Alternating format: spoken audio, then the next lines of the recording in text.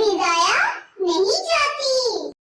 मेरे प्यारे बच्चों, ये कहानी एक गुलाम की है जिसका आका बहुत जालिम था और उस पर बहुत जुल्म सितम किया करता था। एक दिन अपने मालिक के जुल्म सितम से तंग आकर वो जंगल में भाग गया।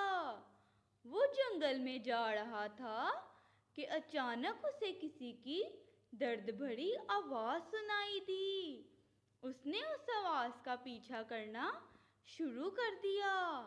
अभी वो थोड़ा आगे ही गया था कि उसने देखा कि एक शेर जिसके पाँव में बड़ा सा कांटा चुभा हुआ है, वो दर्द से करा रहा था।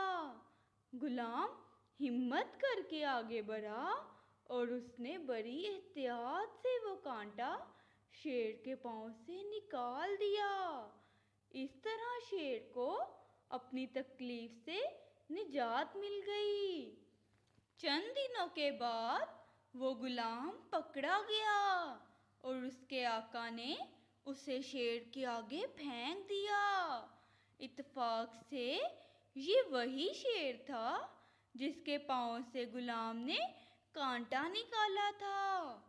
शेर ने गुलाम को पहचान लिया और वो गुलाम के पास गया और उसके सामने जाकर अपना सर झुका लिया और उसके पाँव चाटने लगा।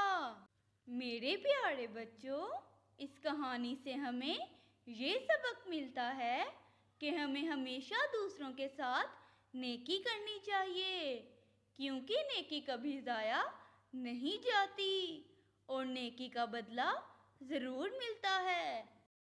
मेरे प्यारे बच्चों, अगर आप इसी तरह की नई नई और मज़ेदार कहानियाँ सुनना चाहते हैं तो मेरे चैनल को सब्सक्राइब करें और लाइक और शेयर करना ना भूलें। शुक्रिया।